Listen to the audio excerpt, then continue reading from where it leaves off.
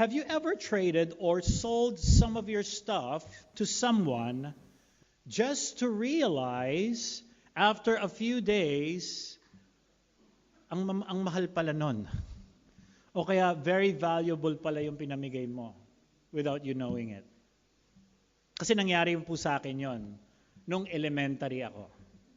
When I was in grade school, I loved collecting cards. No, not greeting cards. No, yung card na Marvel comics cards. Now, this is not those expensive, imported na playing cards. So within those cards are different superheroes. So me and my classmates collect those. And alam namin kung ano yung hard to find. Alam namin kung ano yung mahal. So we always trade cards pag alam namin na medyo doble na yung ganong klaseng character na meron kami. So there's this one card that I really like sa classmate ko. And I asked him na palit tayo. And I was showing him all of my collection until sinabi niya, yan ang gusto ko. Dahil sa sobrang gusto ko yung card na yon, I just gave away whatever yung tinuro niya and kinuha ko yon. So, I think alam niyo na yung direction. After a few days, nalaman ko yung card pala na yon ay very rare and hard to find. Rare na hard to find pa, di ba? Redundancy. So hard to find siya. So I was really discouraged. I was trying to get back that card. Sinabi ko mali, nagkamali ako kasi hindi ko alam. And sinabi niya na benta na niya for such amount, which was not helpful for my heart then nung nalaman ko. So that happened.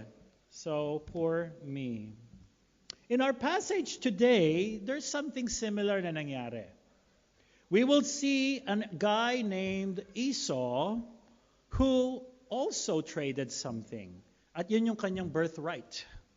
Something that was very valuable. At ano ang pinalit niya ron? For a simple sabaw. A stew or a soup. A lentil soup. Ang difference lang sa namin siguro ni Esau, that which makes me feel good, ako hindi ko alam. Siya, alam niya yung value ng pinamigay niya. And still, he chose the soup. However, ang kanyang kapatid na kababata, na mas tahimik, was a person na kung saan pinili ng Panginoon to advance His great purposes. Now, this story will remind us that God's sovereign choices and purposes are far greater than our short-term impulses. This is a continuation of our study series in the book of Genesis na kung saan sinimulan natin noong 2021. So, on and off po tayo sa book of Genesis. And it's exciting to see na nasa kalahati na tayo ng book of Genesis. Nasa chapter 25. For those of you that know it, 50 chapters ang book of Genesis. And we're really making good progress. And we're taking smaller chunks and try to meditate and savor yung bawat story. That's why medyo maliliit yung chunks natin. The book of Genesis was written by Moses during the wilderness period after Israel's liberation from Egypt. So after na sila pinakawalan sa slavery ni Pharaoh, they are in the wilderness wandering papunta po sa promised land. Dito po sinulat to ni Moses. During that time ng wilderness wandering, kung tawagin, Israel started to doubt God. They're starting to doubt God's faithfulness and they started to grumble. He wrote this to remind Israel of God's power. He wrote this to remind Israel of God's faithfulness. His faithfulness to His people, that their identity did not start from Egypt, but from God's eternal covenant purposes. He also wrote this to remind them that He was the creator of the world, that He chose and preserved their forefathers, the patriarchs, and will keep His promises to them. Sa huling pag-aaral natin last year, ang first part ng Genesis 25, nakita natin ang genealogy ni Ishmael. Si Ishmael ang nakakatandang kapatid ni Isaac, na anak ng Egyptian slave na ang pangalan ay Hagar, na kung saang concubine ni Abraham. Ngayong umaga naman, we will focus on the promised son. Yung kanyang family history. Ang pangalan niya ay si Isaac and the beginning ng kanyang lineage. So, here's my prayer for us this morning as we study this passage, is that it would help us trust God's sovereign purposes, value what truly matters, and see how His plans unfold through ordinary people.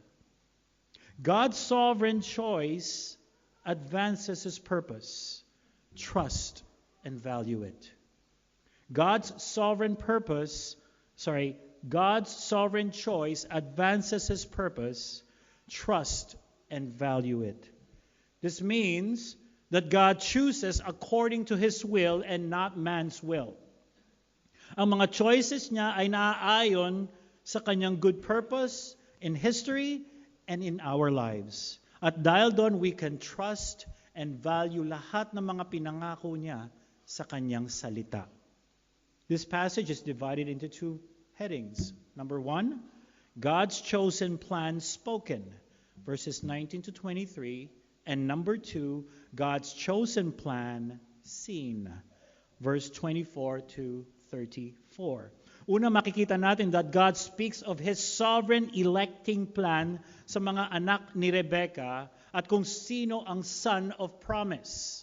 Pangalawa, makikita din natin God's electing plan displayed sa kung papaano pinahalagahan ng magkapatid ang pangako ng Diyos. Kasi dalawa ang pagturing nila, dalawang klaseng pagturing ang ginawa nila. So, let's jump right in sa ating first point. God's chosen plan spoken. Let's read once again verses 19 to 20, this time on the English Standard Version. These are the generations of Isaac, Abraham's son. Abraham fathered Isaac, and Isaac was 40 years old when he took Rebekah, the daughter of Bethuel, the Aramean of Padan Aram, the sister of Laban, the Aramean, to be his wife. And Isaac prayed to the Lord for his wife because she was barren. And the Lord granted his prayer, and Rebekah, his wife, conceived. Ang verse 19 serves as a heading that tells us Moses was transitioning from yung family history ni Abraham now to Isaac. So yung focus ngayon na shift from Abraham sa lineage niya, now mapupunta ngayon kay Isaac. So this passage also tells us na siya ay 40 years old na nung siya'y kinasal kay Rebecca. Kung naalala niyo sa Genesis chapter 24, inutusan ni Abraham ang kanyang servant na hanapan ng asawa si Isaac, pero mahigpit na pinagbilin niya na huwag pupunta sa Canaanite women. This is to protect Isaac at ang covenant promise from influences gaya ng idolatry at para ma-preserve ang lineage nila. Kung mapapansin, kaya pumunta siya mismo sa kung saan ni Reskin o kamag-anak mismo ni Abraham. Kung mapapansin ninyo ang verse 20, nabanggit ang pangalan na Laban. Kasi ito yung kapatid mismo ni Rebecca, who will later sa chapter 29 become a significant figure sa story ni Jacob. So maaalala niyo ang pangalan na yan, Laban pagdating po ng chapter 29. Sinadya po ni Moses yan ilagay. So verse 21, si Rebecca, tulad ng kanyang mother-in-law na si Sarah, was also barren. O hindi siya makapanganak o mabuntis. Kung si Sarah was barren for 25 years, si Rebecca naman 20 years. It was important for Isaac and Rebecca to have a child. Hindi lamang para magkapamilya sila, but because God's covenant promise depended on it. Sa kanya na ngayon, siya na ang promised son, si Isaac. That's why Isaac prayed intently to the Lord. He was praying according to what God had promised. He was praying basically what God told him to pray. He was praying that right prayer. That's an important thing to note sa passage na to. He prayed the right prayer. He prayed the promise of God. And so the Lord granted his prayer, and si Rebecca po ay naging pregnant. Now, let me pause and allow me to give you some side applications sa passage na ito. Una, When we are hurting or struggling, let us pray prayers that are shaped by what God has promised in His Word. Pray prayers that are shaped on what God has promised in His Word. God gives us promises to hold on to in moments of difficulties, and we can pray to Him to fulfill them. Pray prayers na nakalagay sa salita ng Diyos. God loves to hear and answer prayers na kung saan pinangako niya. If God gave us a command to go and make disciples of all nations in Matthew 28, baptizing them in the name of the Father, Son, and the Holy Spirit, then we start praying for our loved ones na makakilala sa Panginoon. We start praying intently that the person na sinasyaran mo sa office would come to faith in the Lord. If we are to mortify or kill sin, then we should start praying, the Lord, help me fight sin. Lord, help me kill sin. And the Lord in His kindness will answer. Pangalawa, God alone is the one who opens and closes the womb. God alone is the one who opens and closes the womb. Bagamat walang specifically pinangako ang Diyos na magkakaroon ng biological children ng mga faithful Christian couple, ngunit ang sinasabi niya rito is kaya niyang gawin yon. It's God's nature to keep His promises. It's God's nature to keep His promises.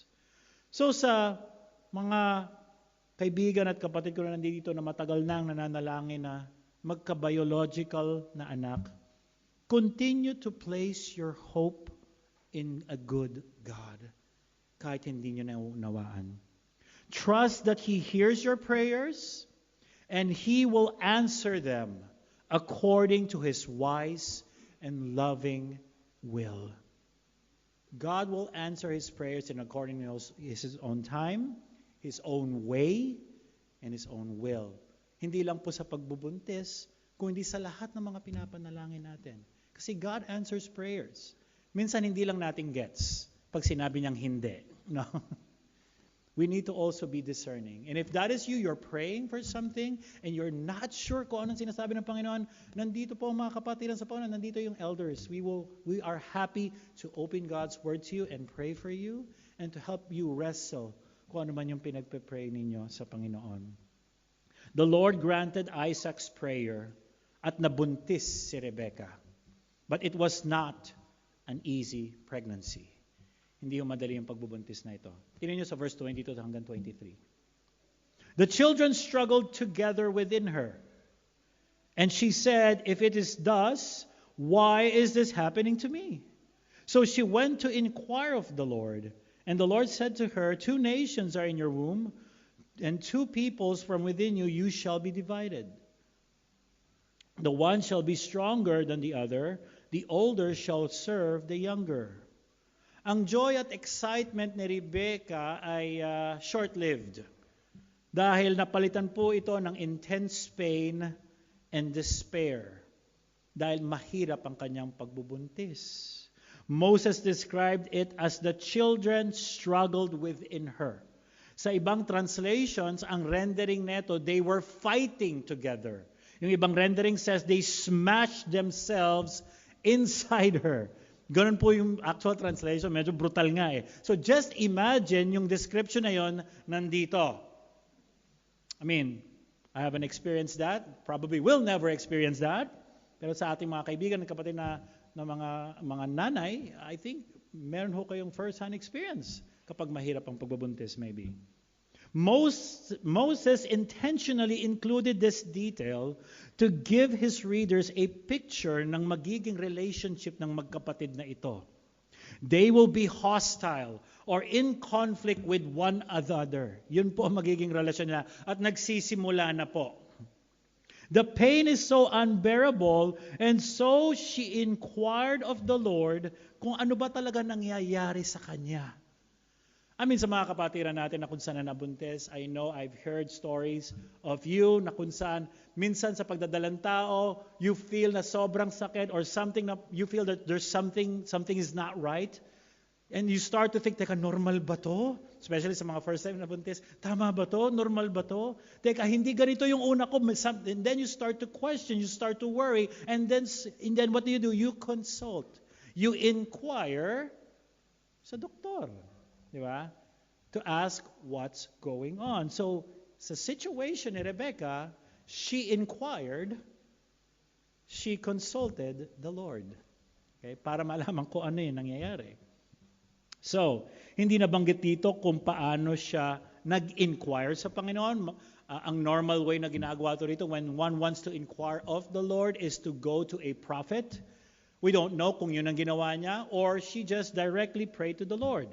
Ano man ang paraan ng ginawa niyang pag-inquire, the Lord in His kindness directly answered her by poetically giving a prophetic message. Sabi dyan, sa unang part, 2 nations are in your womb. Hindi bago ito kay Rebecca. Alam niya na si Abraham ang pinangakuan ng Panginoon that many nations would come from him. So basically, nung narinig na niya to, well, this makes sense. This just affirms an old promise. Then sinabi sa prophecy na 2 peoples from within you. I believe dito na siya siguro nagkaroon ng idea na kambal ang kanyang anak. Dahil siguro nung hindi masyado malinaw yung 2 nations are in your womb because of its poetic nature. Then nabanggit dito na one shall be stronger than the other, which is normal. One child or one nation can be stronger than other nations or the other child. Pero later in Israel's history, malalaman natin na ang stronger na binanggit dito sa prophecy ay si Jacob. Stronger kesa sa kuya niya na si Esau. Kasi Jacob will become the nation of Israel at si Esau naman ang nation ng Edom. And these 2 will become rival nations. They will smash each other several times. And the nation of Israel will always defeat Edom. In fact, King David himself defeated the Edomites sa 2 Samuel chapter 8. Pero I'll tell you what's unusual sa poetic, prophetic message na ito. What's unusual sa prophecy is this: the older will serve the younger. That's not normal. Hindi normal to. Dahil sa ancient Near East, meron silang cultural practice ng law of primogeniture. Na ang pagkakaalam ko, pinapractice pa rin po ito sa ibang mga Asian countries. Ano ba ibig sabihin ng primogeniture? Ang ibig sabihin po nito, normally, ang oldest son is prioritized at saka favored. Meron siyang natural rights, privileges, and even leadership responsibilities. Usually, he is the recipient of a large portion of the father's estate at saka ang blessings ng father nasa kanya. And the younger is expected to follow him, to serve him. Pero ayon sa prophecy na ito, the youngest son becomes the heir and is served by the older. So medyo baliktad ito. Rebecca, being familiar sa galawan ng kanilang culture, maaring nagtaka. Ay bakit kaya?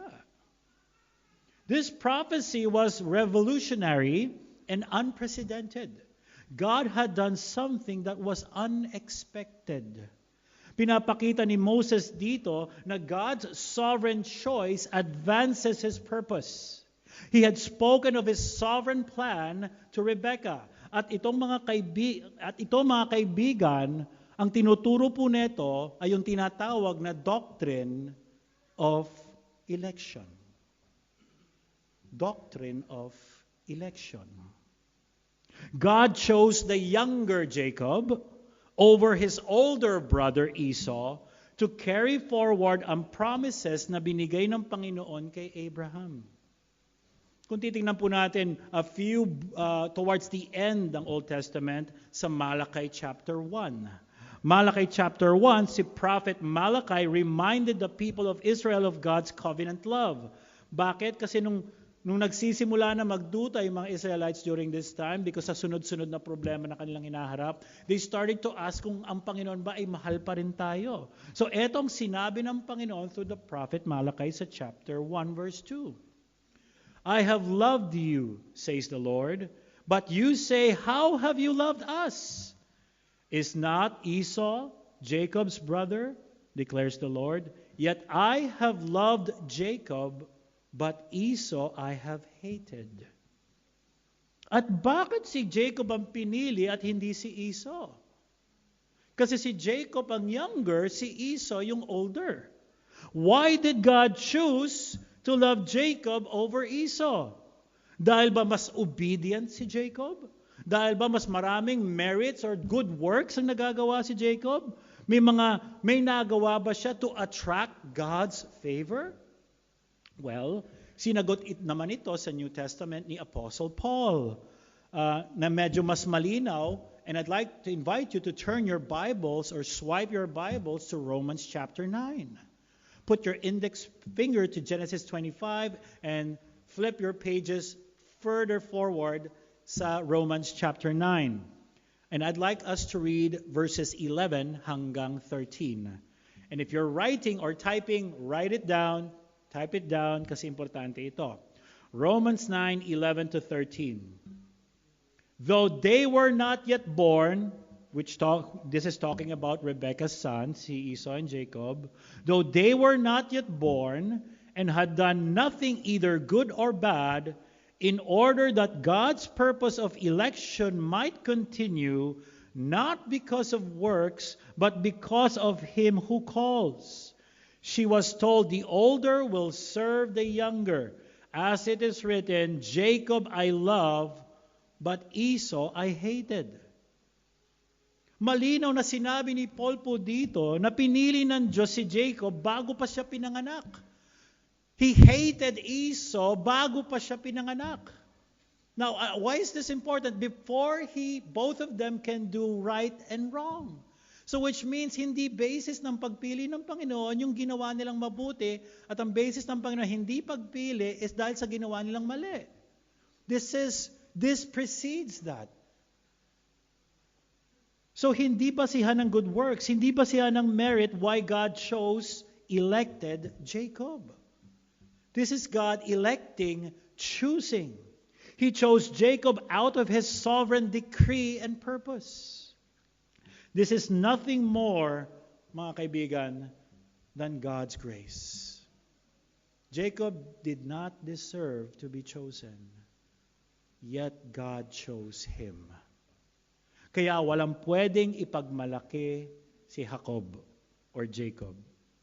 Friends, since God chose Jacob before he was born, our salvation is also based entirely on God's sovereign grace alone.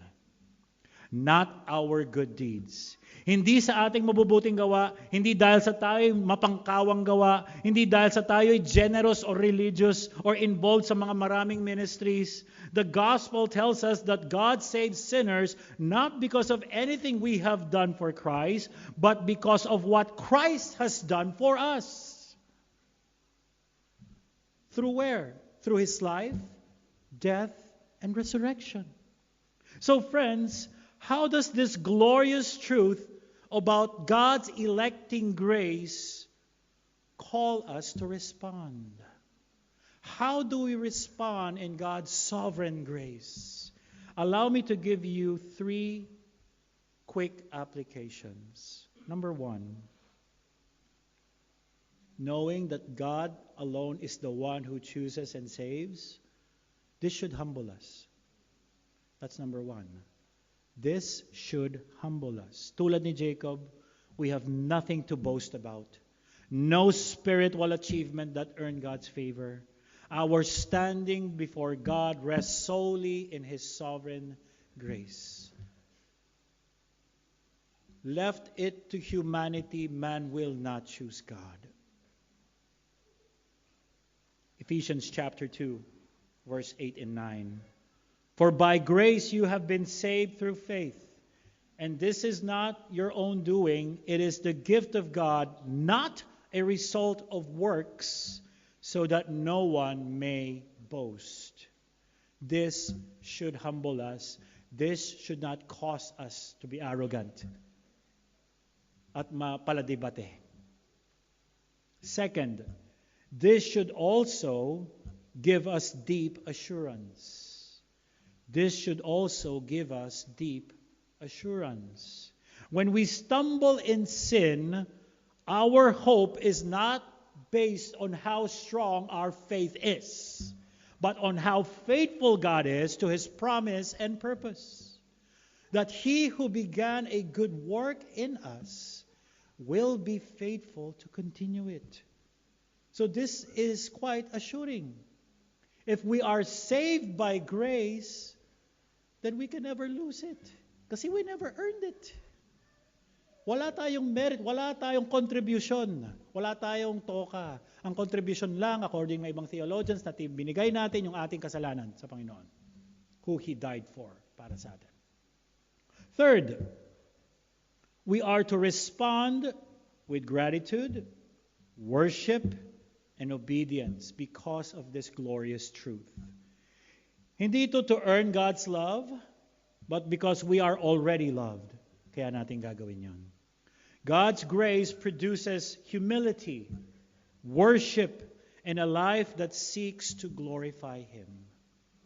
Sabi sa Ephesians chapter 2, verse 8 and 9, Blessed be the God and Father of our Lord Jesus Christ, who has blessed us in Christ with every spiritual blessing in the heavenly places, even as He chose us in Him, in Christ, before the foundation of the world, that we should be holy and blameless before Him.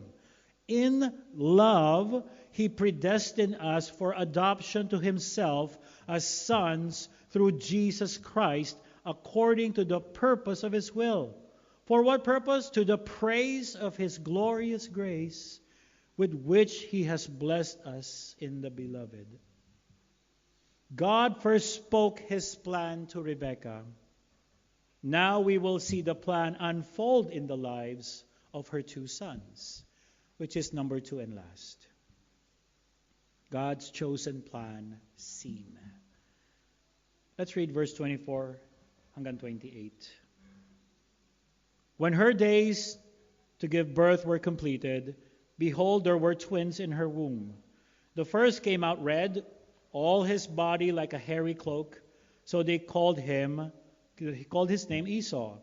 After his brother came out with his hand holding Esau's heel, so his name was called Jacob. Isaac was 60 years old when she bore them. When the boys grew up, Esau was a skillful hunter, a man of the field, while Jacob was a quiet man dwelling in tents. Isaac loved Esau because he ate of his game, but Rebekah loved Jacob. After na binigay ng Panginoon yung prophecy na yun kay Rebekah, I was trying to read the books kung kasama ang kanyang asawa nang na-reveal yung prophecy na yun, but there was no indication na alam ni Isaac ito. So probably Rebekah kept it to herself. Pero nagkatotoo yung prophecy na ito. Rebekah gave birth to twins. Moses gave a vivid description ng mga batang ito. Ang unang lumabas na baby ay mapula-pula at balbon. Kaya siya tinawag balbon. Yun po ibig sabihin ng Esau. Man, if that's your parents, I don't know. If your parents call you balbon or Harry, tapos ang pangalan mo pa Harry, hey, it's Harry. That's really sad. At ang pangalawa naman, pinangalanan na Jacob. Dahil nakita niya na nakahawak sa sakong or sa heel ni Esau. Now, Jacob could mean several things sa Bible. It could mean basically heel grabber, no? Heel grabber. Pero sa Hebrew, it means God be at your heels. God be at your heels. So, which means that God may be your rear guard. So medyo malabo pa rin yan, ano? Which means also that the one who's protecting you all throughout your life, may God watch your back, basically, all throughout your life, or protect you. Pero His name also can mean in a negative way. Deceiver. At all throughout sa life ni Jacob, makikita natin kung bakit. That his name will be, it means deceiver. Moses also noted that their parents, na si Isaac and Rebekah, played favorites sa kanilang mga anak. So may mga paborito silang anak. Si Isaac, paborito niya si Esau. At alam mo, usually may mga narinig ako mga nagkikwento magulang, kaya paborito yung anak kasi kamukha niya, kaugali niya, pareho ng hilig. And medyo na I can understand kung bakit, ano? Pero hindi nila sinasabi sa kanilang mga anak. Pero Isaac naman, kaya niya naging paborito dahil sa pagkain. Dahil sa sabaw, dahil sa pagkain na pagka-hunting niya, kakatayin niya, bibigay niya sa tatay. Kaya siya naging favorite dahil nilulutuan siya. So, yun ang dahilan. Pero what's interesting dito, hindi nakabanggit dito kung bakit favorite ni Rebekah si Jacob. We can assume. Probably, it could be that related ito sa knowledge niya about the prophecy ng isa ron, yung younger will be stronger, yung younger isa-serve ng older. Or just because, maaari, he's a stay-at-home son, no? Na tinutulungan siya sa pagluto, sa mga paglilinis ng bahay. Ay, paborito ko tong anak ko, tinutulungan ako sa bahay. Esau was described as a person of the outdoors. He loved where the action was a man of the field, a hunter, probably an extrovert. While Jacob was a silent person who loved to stay at home, sa bahay lang. Probably he's introverted. No? Now it seems, ang impression ng karamihan kapag binabasa ito ay si Jacob ay parang lalambot-lambot at mahiyain at mahina. Pero baguhin po natin ang paniniwala na yan pagdating kay Jacob. Kasi si Jacob po, ang totoo niyan, was a cattleman. Let me explain. He knows how to tend cattle. At ilan ang cattle nila na minana kay Abraham? Libo-libo. Ilan ang mga tao ang nag-oversee niyan? Libo-libo. He is a cattleman. He oversees these.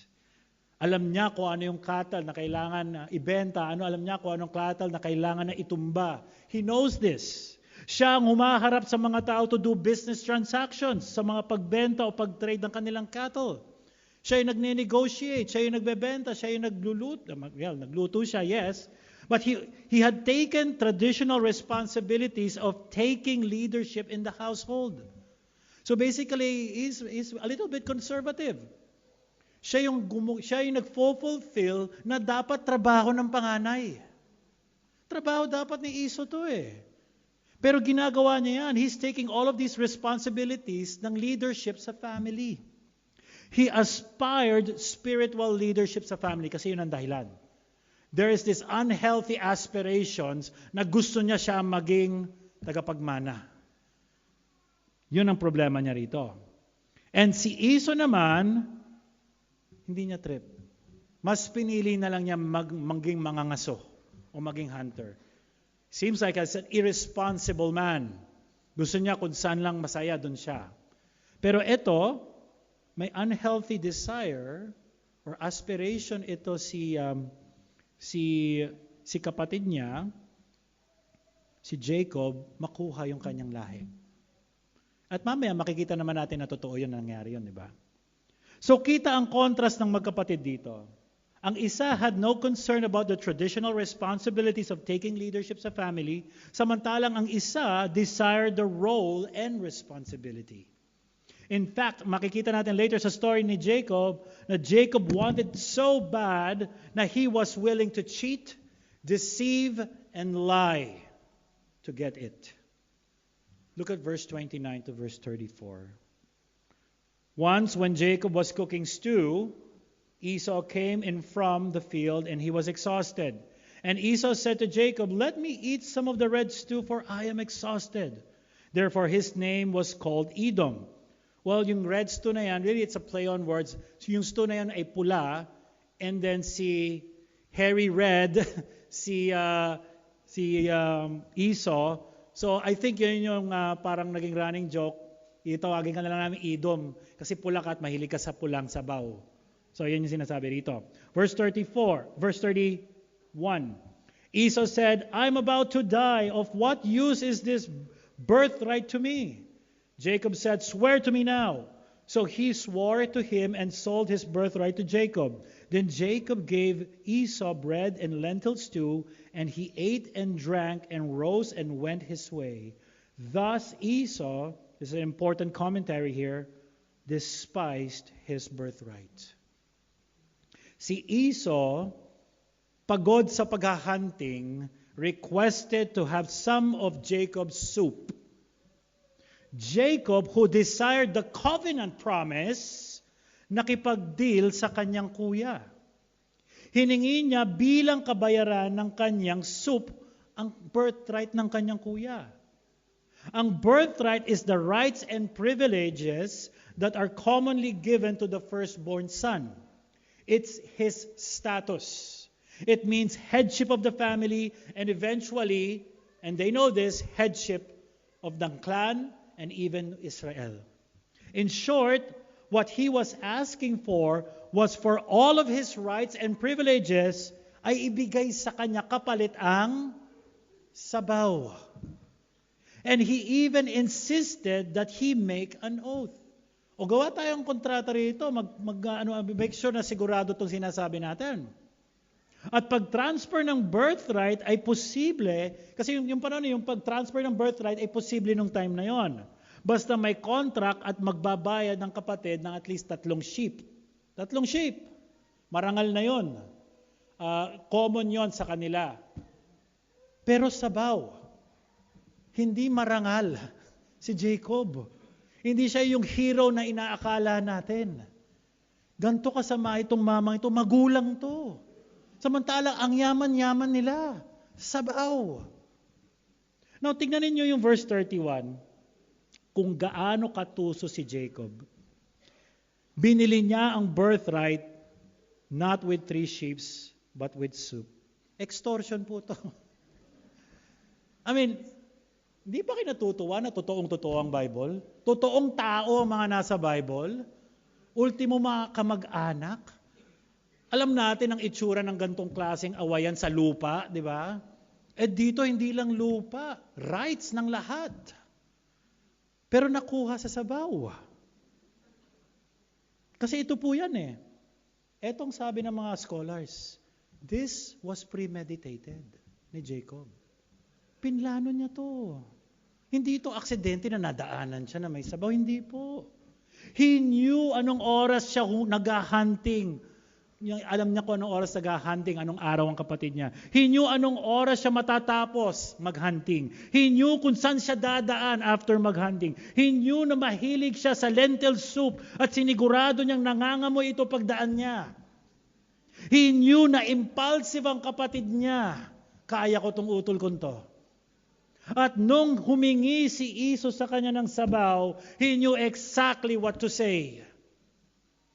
And Esau foolishly, quickly agreed with the transaction. So what does this tell us about Esau? This tells us that he has no regard for the birthright, no sense of its significance, and no care for it at all. At hindi lang ito nabigla. It was already brewing in his heart. Hindi niya gusto yan. Ayoko ng responsibilidad. Gusto ko lang yung makukuha ko. At ang author of Hebrews calls it unholy. It was unholy. Hebrews 12:16-17. Again, write that down. These are important cross-references that you will see that the Bible is consistent. Hebrews 12:16-17. That no one is unholy like Esau, who sold his birthright for a single meal. For you know that afterward, when he desired to inherit the blessing, he was rejected, for he found no chance to repent, though he sought it with tears. The author of Hebrews called it unholy because he had rejected the birthright that God wanted para doon sa panganay. Basically, he is rejecting God. Yun yung point dito. Pero dumating ang time na ginusto niya kunin yung inheritance. Dumating po yung time na yon. And doon, true to his name, sa kapatid niyang Jacob, deceiver, ay nadaya siya ulit ng kapatid niya doon at nakuha niya. Maaaral natin yan sa coming chapters. At doon, wala na siya magawa. Sabi sa Hebrews, iyak na lang siya ng iyak. Esau is a picture of a man who values the present and temporal over the future and eternal. The material over the spiritual. Yan po si Esau. He chose momentary pleasures over God's promises, letting his desires control him rather than his faith. He's an impulsive fool. Gusto lang laging masaya. Gusto lang lagi. Walang delayed gratification sa mamang ito. I want it now. And I don't care kung ano man ang mawawala sa akin o makukuha sa akin. Kasi tawag ng laman ko to, susundin ko to. Friends, let me ask these diagnostic questions sa atin. Maybe we're being too hard kay Esau, but let's have a heart check ngayong umaga o tanghali. Do our choices and actions show that we truly value God? Do we truly value God over money and material things sa mga actions and decision-making natin?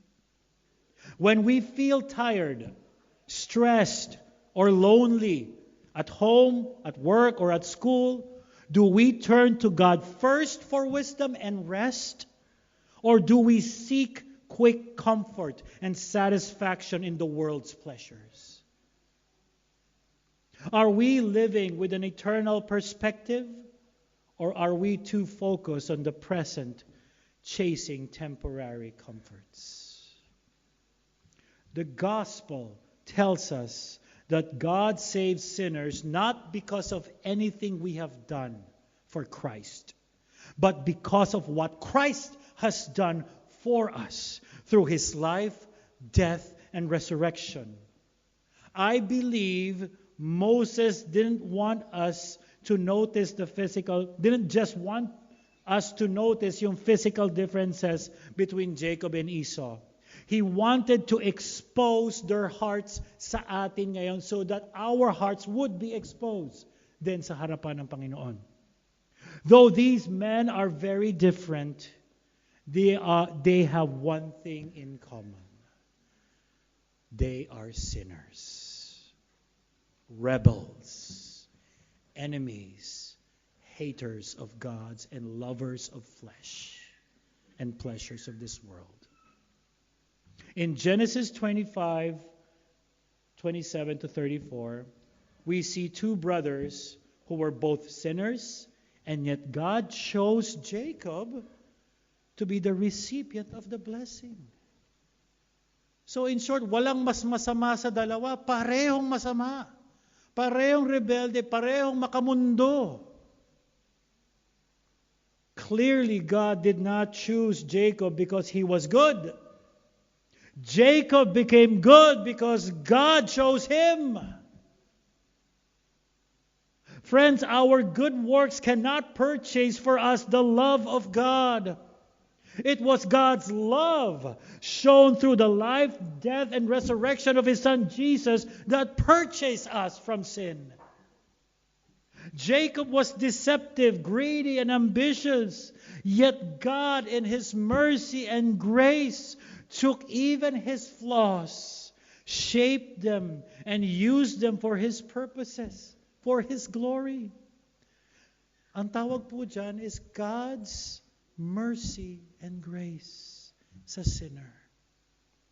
And friends, that same mercy and grace is offered to all sinners in this room ngayon tanghali. If you turn away from worldly passions and pleasures and sin and place our hope, our faith in Christ's finished work on the cross for salvation, for reconciliation and forgiveness. Remember, God is the God who keeps His promises. Whoever calls upon the name of the Lord will be saved. God is the one who purposely chooses so that His grace would triumph, not our works. Yung passage na to basically highlights yung beauty ng sovereign grace ng Panginoon. And this should cause us to worship Him, live in light of eternity, live a life filled with gratitude and praises sa Kanya. For God's sovereign choice advances His purpose. As people who have been bought by the blood of Christ, we must trust and value His promises. Let's pray. Panginoon, bigyan niyo po kami ng pusong mapagkumbaba. Turuan niyo po kami sa mga kapamamaraanan ninyo at hindi magpatuloy sa aming kapamamaraanan. Lord, we ought to be able to trust you. For we ask, Lord, for your help. Help us, Lord, to continue to trust you. To keep our eyes on Christ. Keep our eyes on the joys that is set before us. In Christ's name we pray. Amen.